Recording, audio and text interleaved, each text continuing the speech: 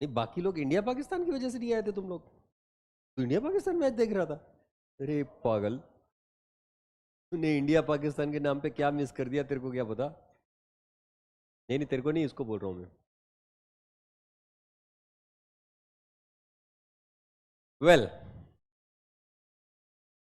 तो हमारी शुरुआती कार्रवाई के अनुसार हमें ये तो पता चल गया कि हमने अकाउंटिंग आखिर करनी क्यों है, और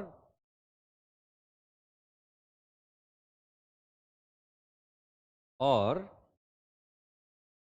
उस हिसाब से ये पता चल गया कि अब जब हम लोग अकाउंटिंग करने वाले हैं तो हमें सबसे पहले चेक करना पड़ेगा कि ट्रांजैक्शन क्या है। उसके बाद पता करना पड़ेगा कि उस ट्रांजैक्शन को कहां रिकॉर्ड करना है, और उस हिसाब से आगे की प्रोसेस होगी। तो इसके पहले कि मैं आगे बढ़ूं और आपको यह बताऊं कि आखिर ट्रांजैक्शन को कैसे एनालाइज करते हैं, कैसे डेबिट क्रेडिट डिसाइड करते हैं, let's try to talk about the most important terms in the accountancy, and these are asset, liability,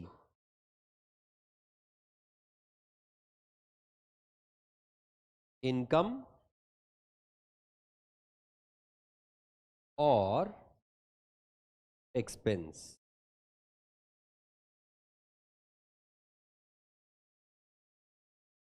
ये सारी चीजें, ये जो चार चीजें हैं, ये ब्रॉडर है।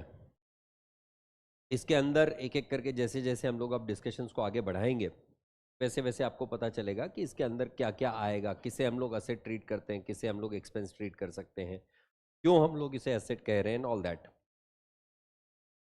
तो asset, anything owned by the business, owned by business, सबसे पहली बात। And then any receivables by business, by business. आप चाहे किसी चीज को ओन करो, आपके पास किसी चीज के अगेंस्ट पैसा आना अगर बाकी है, such kind of things is what we call as the assets for the business। जैसे अगर आप एग्जांपल लें तो furniture which we have installed here, we own this furniture and therefore this furniture becomes our asset। the acoustics, the computers, the laptops, the iPads, we own it, therefore those become our assets। मैंने अगर किसी को, अब जैसे आपने admission ले ली, उसके against fees आना बाकी है, the fees receivable by us will be considered as our asset. Business, अगर कोई ट्रेडर का एग्जांपल लें, जो बंदा गुड्स में डील कर रहा है, गुड्स खरीदता है, गुड्स बेचता है, तो वो जब गुड्स खरीद रहा है, खरीद के खुद के पास रख रहा है, वो रखे हुए goods is what is owned by him और not, we call that as inventory. The inventory owned by business is his assets. Similarly जब उसने गुड्स बेचे और अगर क्रेडिट पे गुड्स बेचे, तो उन कस्टमर से जो पैसे आने बाकी हैं, what we technically call as the trade receivables और debtors, the amount is receivable against that will also be called as an asset। Then all financial obligations of business, financial obligations of business,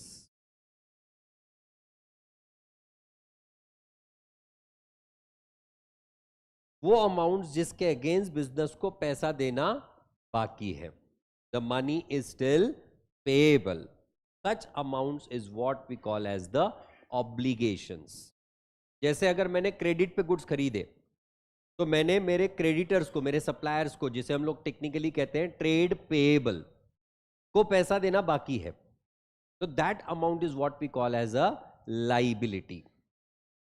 या फिर अगर मैंने किसी bank से उधार में पैसे लिए हुए हैं, the bank loans is also my liability. मुझे मेरे एम्प्लॉय आके मेरे लिए काम करके चले गए, मैंने उनको अब तक के सैलरीज नहीं दी, that salaries payable is my liability. Any, हाँ, dividend is your income, not a liability. Any amount that is payable by a business to the owners of business और to the outsiders, we call that as our liability. Then income, amount earned, received or receivable against the supply of goods or services, we call that as our income। या फिर the amount earned on amount earned against usage of assets owned by business।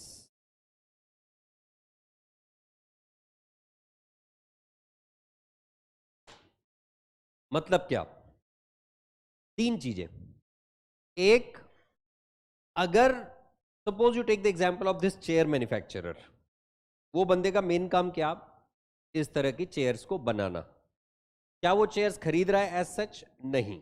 वो क्या कर रहा है? Chair का base अलग खरीद रहा है, चेयर का इसमें लगने वाला जो कैसेट होता है, या फिर क्या कैसेट नहीं, उसको क्या कहते हैं, शेल, चेयर्स के लिए लगने वाला जो शेल है वो अलग से परचेज कर रहा है, फोम अलग परचेज कर रहा है, उसके ऊपर लगने वाला रेगजीन अलग से परचेज कर रहा है, उसको एस्थेटिकली गुड दिखने के लिए जो पट्टियां हैं वो अलग से परचेज कर रहा है, और इन सब चीजों को असेंबल करके वो चेयर बना रहा है। अब ये जो चेयर मैन्युफैक्चरर है, ये चेयर्स बेच के पैसे कमा रहा है या नहीं? तो for him the amount generated against the sale of this chair will be called as income. उसी तरह से जिस व्यक्ति को उसने चेयर बेची, अगर वो मान लो कोई होलसेलर है जो एक सिर्फ काम करता है कि चेयर्स खरीदता है और आगे चेयर्स बेचता है, if that is the case, then in that case that person will be called as a trader. वो भी क्या कर रहा है? चेयर खरीद रहा है और एज सच बेच रहा है। तो चेयर बेचने पे उसको जो पैसा मिल रहा है, that will be called as his income. अगर आप एकत्वम का एग्जांपल ले लो, एकत्वम के केस में क्या सिचुएशन है? हम लोग कुछ गुड्स नहीं बेच रहे, we are not dealing in goods, we are basically into services, we are imparting education, और उसके अगेंस्ट हम आपसे फीस चार्ज कर रहे हैं या नहीं? तो the amount that we are charging you is against the impartment of education और not, and that's why the fees that we are earning, the income that we are earning will be called as the fees that we are generating from you will be called as our income। उसी तरह से अगर आप bank का example लो, bank का primary purpose क्या है? Yes, to accept the deposits and provide the loans in the market और नॉट। लोन जब प्रोवाइड करते हैं, क्या फ्री फंड में प्रोवाइड करते हैं? They charge the interest on that और not? So the interest that they are earning will be called as their income। Did you people understand this?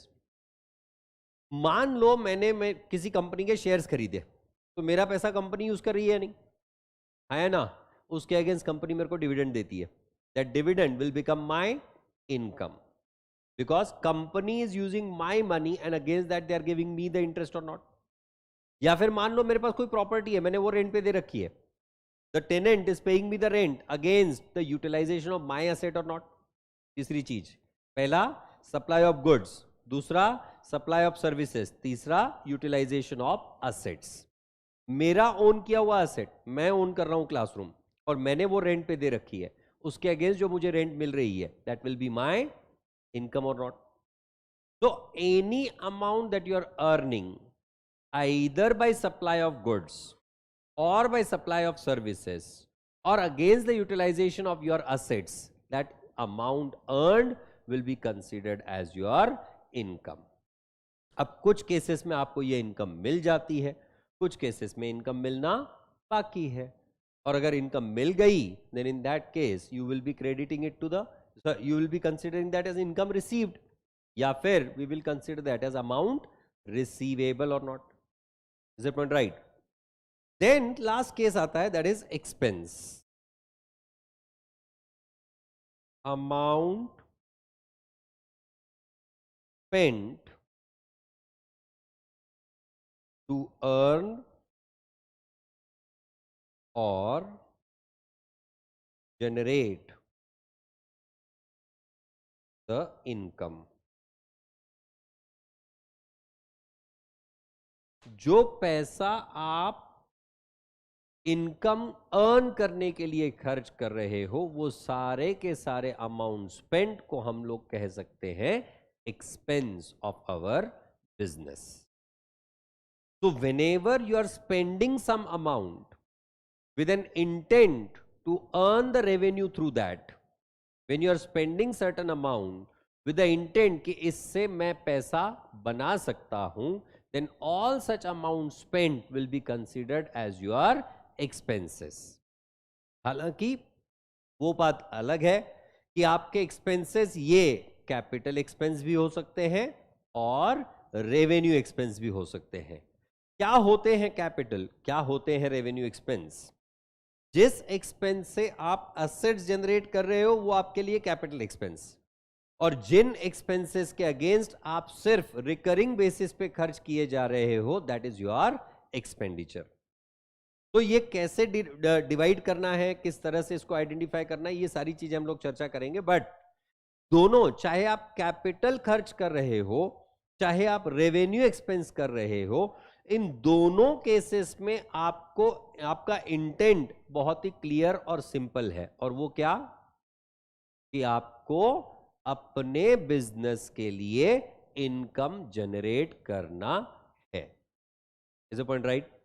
तो अब अगर हम लोग ये बेसिक आइटम समझ गए कि what is asset, what is liability, what is income, what is expense, let's try to focus upon individual items now. Let's try to understand the assets. अब असेट्स में क्या क्या कैटेगराइज हो सकता है? Basically the assets are categorised into two, that is the fixed assets. In fact, three, I will also categorize it into investments and current assets. नहीं ना visible? मजा नहीं आया.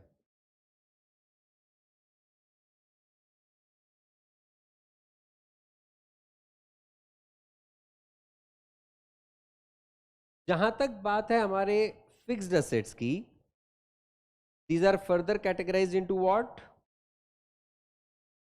Tangible fixed assets and intangible fixed assets. All right? In fact यहां मैं एक और category ला सकता हूं जिसे हम लोग कहते हैं fictitious assets.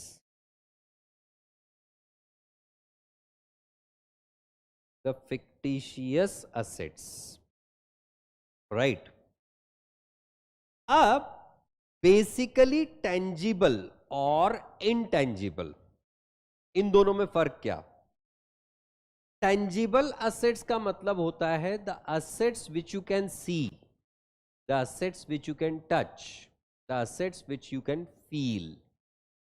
Basically the assets which do have a physical existence, we call that as tangible fixed assets.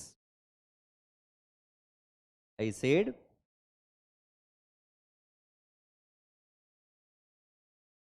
assets that have a physical existence.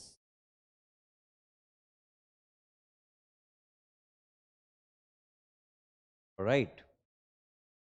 Means we can see, touch, or feel the assets. Such assets we call as what?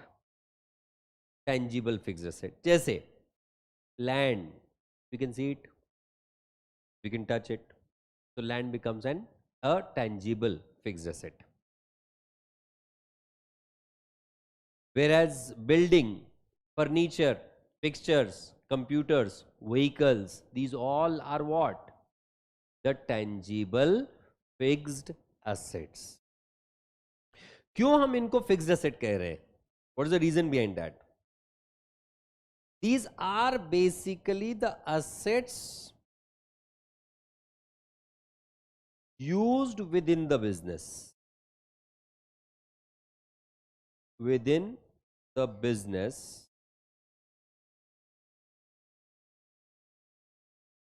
एक minute, थोड़ा सा ना properly present करना चाहिए.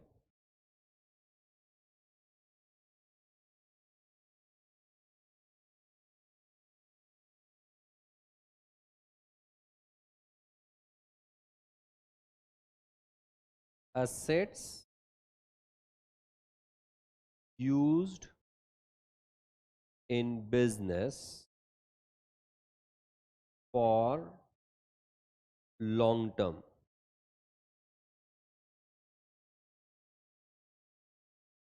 Used in process of production or for providing services. These are not meant for resale. आपने assets purchase की, बराबर, आपने फर्नीचर परचेज किया, अब मैंने यहां पे ये डेस्क बेंचेस लगवाई, किस चीज के लिए लगवाई? For the purpose of providing the services only और नॉट? आर वी परचेसिंग और getting these particular things done for the purpose of resale? No. And that's why we will call this is what? Our fixed asset. क्योंकि मैंने ये 6 महीने के लिए बनवाई गया, 6 महीने के बाद वापस चेंज कर देंगे. We have made it so as to use over a longer period of time, generally more than 1 year. And whenever such is the case, we will consider that as our fixed asset. आप अगर कोई manufacturing unit का example लो, अगर किसी business ने manufacturing के लिए एक मशीन खरीदी, किस चीज के लिए मशीन खरीद रहे हैं? For using it in production purpose और नॉट? ऑफ कोर्स वो जब मशीन खरीदेंगे तो they are intending it to be used for a long period of time or not, and that's why the machinery cost will be considered as the expense, the amount spent on machinery will be considered as the expenditure on a fixed asset. Am I clear? अब जहां तक बात है machine, furniture, land, building, electronic equipments, इन सब चीजों को हम लोग देख सकते हैं, हम लोग उन्हें छू सकते हैं, और चलते फिरते लग जाए तो फील भी कर सकते हैं. तो इन that case we will call these all assets as what? The tangible fixed assets. Is the point right? Whereas अगर किसी asset को कोई physical existence नहीं है, but we are owning it for a longer period of time, such assets are also called as the fixed assets, but are called as intangible fixed assets. Do not have a physical existence. A physical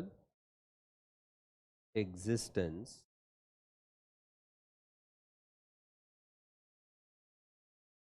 rights in such asset are held by business, and therefore those assets are called as what? The intangible fixed assets. अब जहां तक tangible assets की बात है, इनके examples अगर लिखें, what can be the example for this? Land, building, machinery. Inventories are not included in this because inventory is a current asset, that's not a fixed asset. Vehicles, computers, furniture, these all are what? The tangible fixed asset. Intangible में क्या आएगा? Goodwill,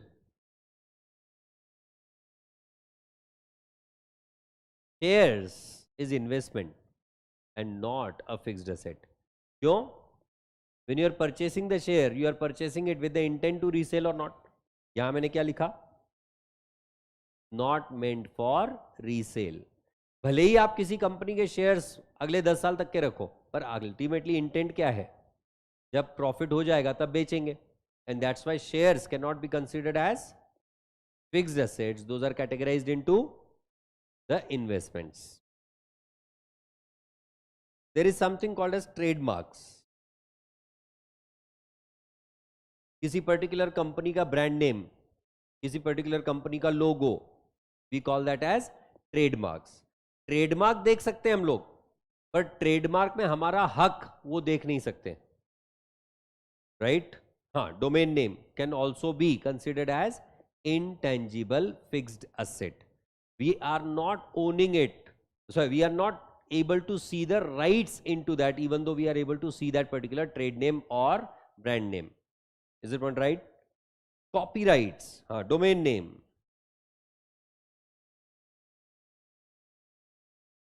Like कौन सी company के लिए हुआ था? I think it was related to Google only. बहुत बड़ी न्यूज आई थी. गूगल था या कोई और नाम था, रिनाउंड कंपनी का नाम था, या फिर फेसबुक के साथ हुआ था. There domain name was by fluke for some seconds went open, क्योंकि उनका जो टाइम था एक्सपायर हुआ, और उस पॉइंट पे किसी बंदे को पता चला कि Facebook name is available, and he immediately purchased it, facebook.com, या फिर जो भी नाम था. I am not able to recall the exact name. और उसके बाद उस कंपनी ने उस व्यक्ति को उस नाम के लिए, उस डोमेन नेम के लिए सिर्फ $2 मिलियन पे किए. 20 lakh dollar. He made it in a day, just by purchasing the given domain name. Right? तुम भी आज की तारीख में वो चैट कुछ तो वो लगा के रखो, एक आध बॉट बीट चेक करने को कि कौन सा डोमेन नेम है जो बड़ी कंपनी का है पर अवेलेबल है मार्केट में अभी भी, राइट? हाँ, एक्सपायर कब हो रहा है, एक्सपायरी डेट्स याद रखो. इनफैक्ट दिस कंपनी जी24 तास, इनको जी24 तास नहीं मिला because there was the person who has already purchased it, जी24 तास. और उस वजह से ultimately what they decided, they went on to with 24tas.com instead of having their website name as जी24 Taas, they have the name as 24tas.com. क्यों? तो वो domain name मिल नहीं रहा है. डोमेन नेम जब खरीदने जाते हैं तो सामने वाला बंदा वो अनशन प्रीमियम मांगता है. Why? Because there is a right in that domain name. You can see that domain name, but you are not able to see that the right into the domain name, and that's why we call that as what? Intangible fixed asset. उसी तरह से copyrights.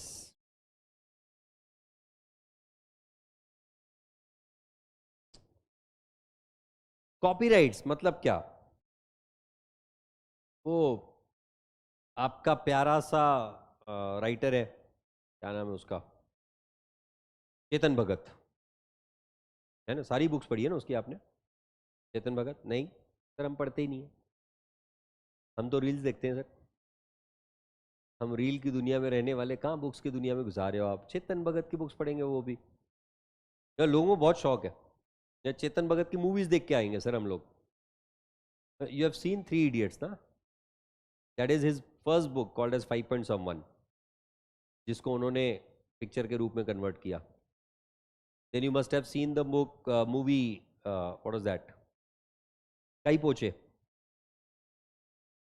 Sushant Singh की movie Kai Po Che. That is the write up of Chetan Bhagat called as 3 mistakes of my life. उसके बाद में आपने movie देखी होगी, नहीं देखी होगी, सुनी होगी, one night at call centre, नहीं one night at call centre नहीं, हेलो, हेलो नाम की पिक्चर आई थी सैलोमन भाई की, वो है ना हमारे टाइगर सैलोमन भाई, हाँ सैलोमन सैलोमन, हाँ उनकी पिक्चर आई थी hello. That was basically on his book called as one night at call centre. उसी तरह से टू स्टेट्स, वो तो बुक और मूवी का नाम सेम था, हाफ गर्लफ्रेंड। हाँ, लोग इस बहाने दो दो बुक्स लेके आ रहे थे कि चलो इस बहाने तो हमारी एक गर्लफ्रेंड हो जाएगी, हाफ प्लस हाफ वन होता है ना। तो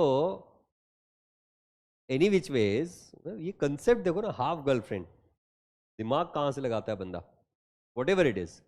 द पॉइंट इज वॉट वो बंदे ने लिखा। अब उस बंदे की लिखावट अगर किसी और ने कॉपी कर ली और अपने नाम से छपवा दिया, तो can be a kind of problem और नॉट।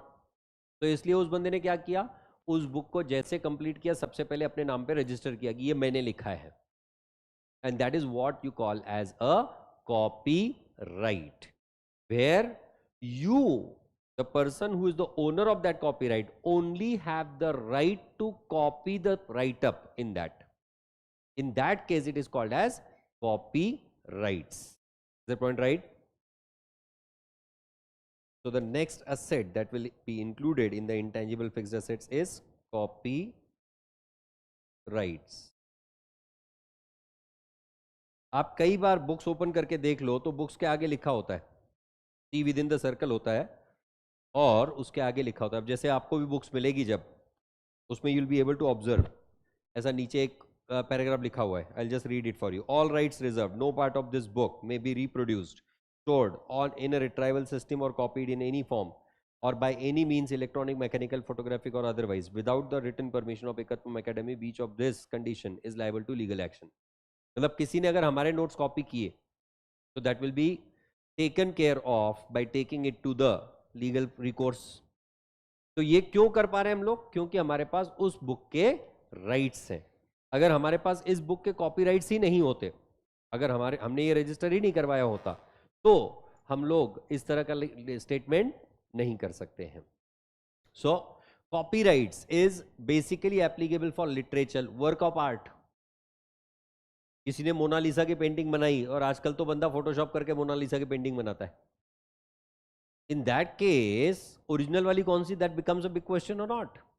आज की तारीख में वो करोड़ों की जायदाद है मोनालिसा की पेंटिंग, ओरिजिनल वाली। So considering that fact, there is a copyright that no one other than the owner of that given particular product, given particular copyright will be allowed to use it. इसीलिए उसको हम लोग copyrights के तहत record करते हैं। So goodwill, trademark, copyright, even for that matter, technical know-how. Technical know-how मतलब क्या? If you take the example, अभी रिसेंटली 2 साल पहले जब हम लोग घरों में बंद थे, उस टाइम पे सीरम इंस्टीट्यूट ऑफ इंडिया का टाइप हुआ था किसके साथ? फाइजर और ऑक्सफोर्ड यूनिवर्सिटी के साथ। रिसर्च कौन कर रहा था? Oxford university. सीरम का काम क्या था? वो वैक्सीन प्रोड्यूस करने का। और फाइजर का काम क्या था? वो सीरम के जो प्रोड्यूस किए हुए वैक्सीन हैं उनको मार्केट और सेल करने का। तो इस तरह से इन तीनों का टाइप था। अब यहां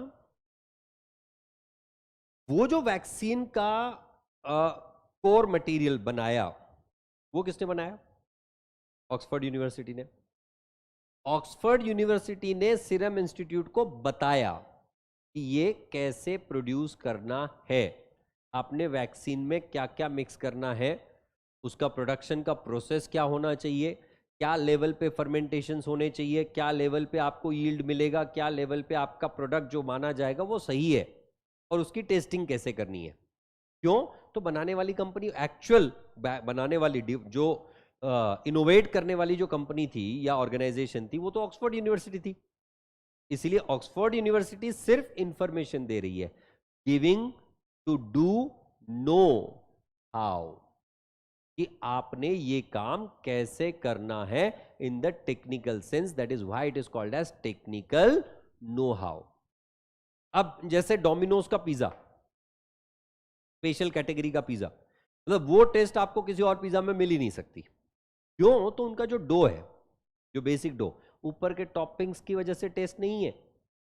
the real taste in Domino's pizza is coming only और only because of that base और नॉट। अब वो बेस किसी भी डोमिनोज में आप चले जाओ, उनके पास रेडीमेड बेस कभी नहीं होते, they always have the dough ready with them.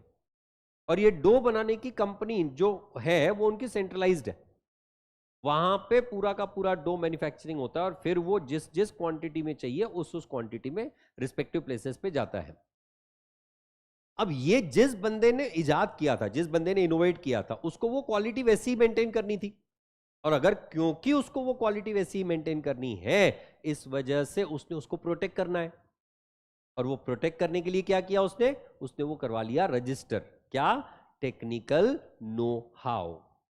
मैं अगर किसी दूसरे व्यक्ति को बताऊंगा कि तुमने पिज्जा कैसे बनाना है, डोमिनोज वाला, तो उसके अगेंस्ट मैं पैसे लूंगा।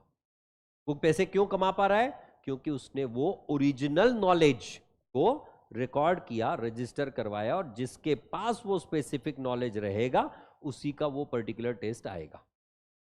And that's why the Domino's का technical know how becomes an asset.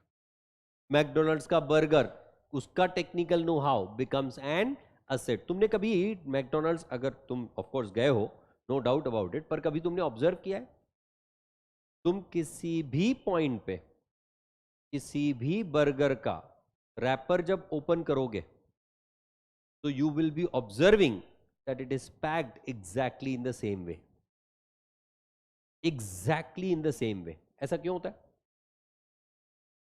क्योंकि the staff is given the training on that.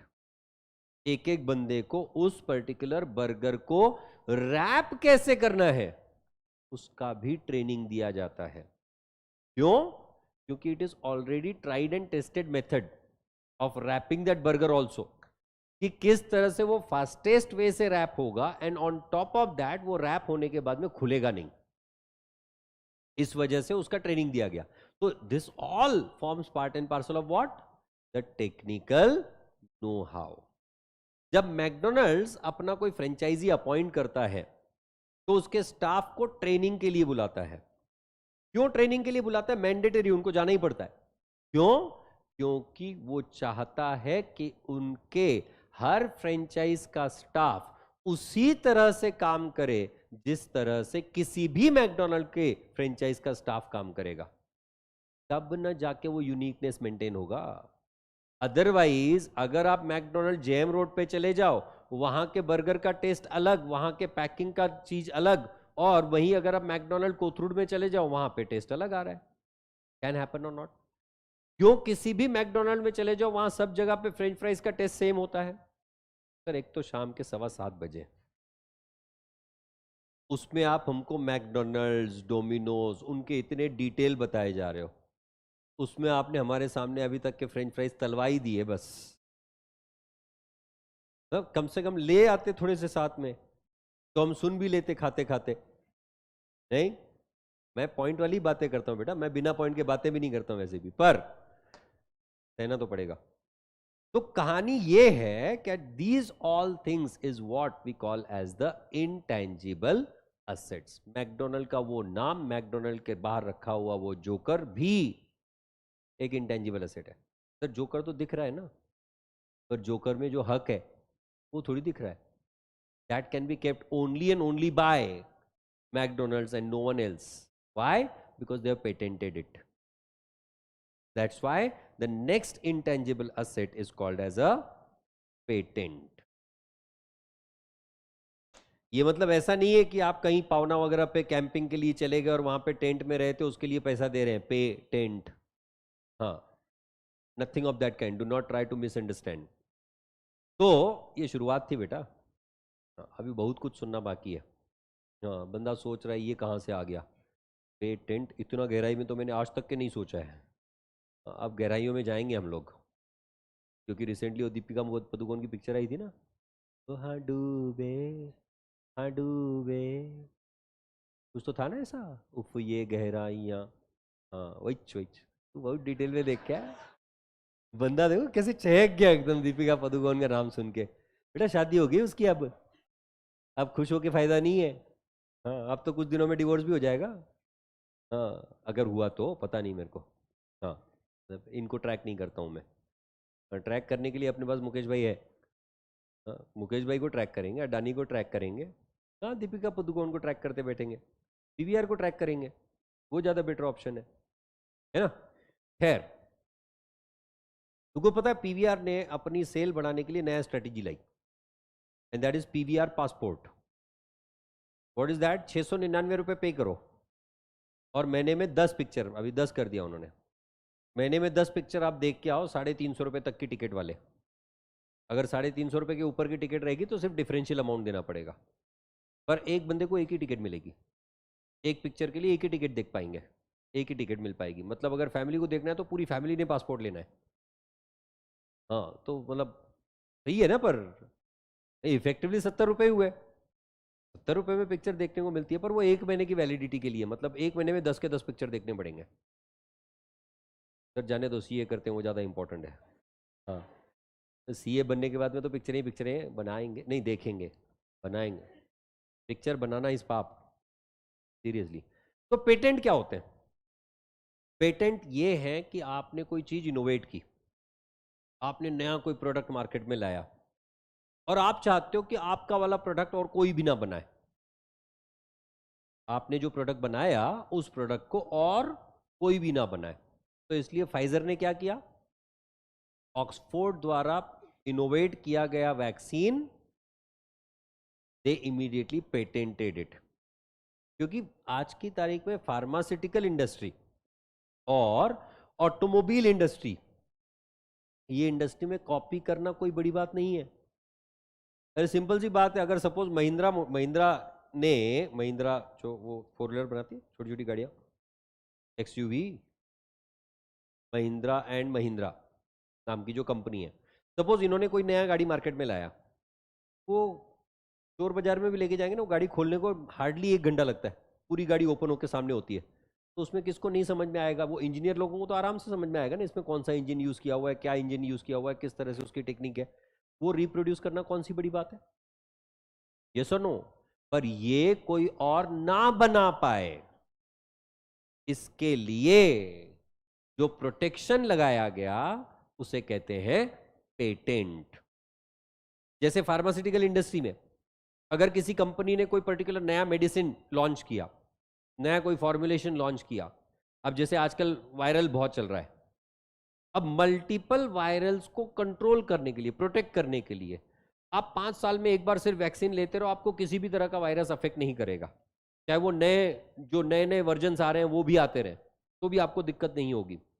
अगर ऐसा है तो इन दैट केस वो जो वैक्सीन उन्होंने लाया, अब उसको उन्होंने इनोवेशन किया ना, उस पर रिसर्च किया, उस पर डेवलपमेंट किया, उनको प्रोटेक्शन मिलना चाहिए ना।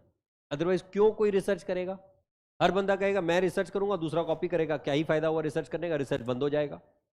So to give them the protection against that research, they can get the patents registered for that. And those patents is what we call as the intangible assets. Is the point right? इन सारे intangible assets को, चाहे वो patent हो, copyright हो, trademark हो, we consider that as fixed asset. क्यों? क्योंकि इन intangible assets में हमारा ओनरशिप लॉन्गर टर्म के लिए होता है। Generally we are given the registrations for these all kind of assets for a period more than 1 years. अब जैसे if you take the example patents, copyrights, trademarks, ये नॉर्मली 10-10 साल का प्रोटेक्शन दिया जाता है। 10 साल तक के आपके बिहाफ पे या आपके सिवा और कोई उस चीज को नहीं बनाएगा, नहीं यूज करेगा। That's why it is called as a patented product. और एक बार उस पर्टिकुलर प्रोडक्ट का पेटेंट खत्म हो जाए, उस पर्टिकुलर प्रोडक्ट की कॉपीराइट्स खत्म हो जाए, देन इन दैट केस अगर उसको रिन्यू नहीं किया गया बाय द ओनर, जैसे डोमेन नेम की बात कर रहे थे, इन that case it becomes a generic product. इसीलिए आजकल आप ऑब्जर्व करो दवाइयों के केस में स्पेशली कई जगहों पे जेनरिक मेडिसिन मिलती है। What is that generic medicine? क्या वो कचरे में से मेडिसिन बनाई है? नो। क्या वो ऑर्गेनिक तरीके से मेडिसिन बनाई है? नहीं। वो जेनेरिक इसलिए कहलाती हैं क्योंकि वो ऐसे फॉर्मुलेशंस हैं जिनके पेटेंट्स खत्म हो चुके हैं और वापस से उसके लिए पेटेंट के लिए एप्लीकेशंस नहीं आई है। That's why those are called as generic products. आप एक पैरासिटामॉल जेनरिक वाले शॉप से लेने जाओ तो वहां पे आपको 5 रुपए में पूरा पत्ता 15 गोली का मिलता है। वही अगर आप एक पैरासिटामॉल का ब्रांडेड वाला प्रोडक्ट लेने जाते हो तो वो 15 रुपए में मिलता है। क्यों फर्क है? क्योंकि जेनेरिक प्रोडक्ट कोई भी बना सकता है। हर बंदा अपनी अपनी क्वालिटी के हिसाब से, अपनी अपनी ब्रांड इमेज के हिसाब से उसका रेट रखता है, राइट? अगर आप ऑटोमोबाइल में एग्जांपल लो, ऑटोमोबाइल में आपको मारुति जैसी गाड़ियां मिलती हैं जो 5 और 7 लाख और 8 लाख में गाड़ी मिल जाती है। वहीं अगर आप जैगवार लैंड रोवर की बात करो तो वहां 70-70, 80-80 लाख रुपए में गाड़ी मिलती है। क्यों? गाड़ी तो दोनों चल ही रही है ना। फर्क कहां है? फर्क क्वालिटी ऑफ स्टैंडर्ड्स में है, फर्क उनके मैन्युफैक्चरिंग प्रोसेसेस में है, फर्क उनके सेफ्टी में है। और ये दोनों डिफरेंस, अब दोनों है तो जेनरिक प्रोडक्ट ना। कोई भी कंपनी गाड़ी मैन्युफैक्चरिंग को पेटेंट नहीं करवा सकता है, गाड़ी तो जिसे बनानी है वो बना सकता है, पर अब वो जेनरिक प्रोडक्ट होने के बावजूद क्यों एक व्यक्ति को Hyundai के प्रोडक्ट ज्यादा पसंद आते हैं और मारुति सुजुकी के कम पसंद आते हैं? Is because of that make, because of the quality, because of the specs, because of the specifications which are used in that particular vehicle. And as a result of that, one company in the same industry has lesser sale and another company has more sale. दोनों generic में है। पर अगर suppose कोई एक particular company है जिन्होंने automobile industry में रिवॉल्यूशन लाया और उन्होंने कोई नया प्रोडक्ट लाया और उस नए प्रोडक्ट को कोई और नहीं बनाना चाहिए, इंजन को कोई और नहीं बनाना चाहिए, वैसा अगर किसी कंपनी ने इनोवेशन किया है तो उसे पेटेंट किया जा सकता है। इंजन को पेटेंट किया जा सकता है पर प्रोडक्ट को पेटेंट नहीं किया जा सकता। अब किसी कंपनी ने कंस्ट्रक्शन इंडस्ट्री में 1 BHK डुप्लेक्स फ्लैट लाए थे, 1 BHK डुप्लेक्स, मतलब नीचे लिविंग रूम और किचन और ऊपर आपका बेडरूम, इस तरह के इन्होंने 1 BHK फ्लैट लॉन्च किए। They got it patented for themselves, they got the patent rights for a period of 3 years, कि 3 साल तक, उनके लॉन्च से 3 साल तक कोई और कंपनी 1 BHK डुप्लेक्स फ्लैट्स नहीं लाएगी। वो तो बात अलग है कि वो कंपनी ने भी खुद वापस नहीं लाए। क्यों? तो वो घाटे का सौदा था, right? You don't get the premium for the 1 BHK flats. तो ऑल सेड एंड डन, आप हर इनोवेशन को जो मार्केट में अवेलेबल नहीं है उसे प्रोटेक्ट कर सकते हो, provided you get it registered in the name of patents. Is the point right? Clear सबके लिए? तो ये हो गई बात हमारे टेंजिबल और इनटेंजिबल फिक्स्ड एसेट्स की। आगे बात करनी है हमको इन्वेस्टमेंट्स, करंट और फिक्टिशियस एसेट्स की। इनकी बात करेंगे हम लोग कल। सॉरी, कल मेरा लेक्चर नहीं होगा। Tomorrow evening 6:30 to 7:30 lecture won't be there, so you'll have the lectures up till 6:30. तो हम लोग इनकी बात करेंगे परसों। That's it for the day. Thank you very much. Bye bye.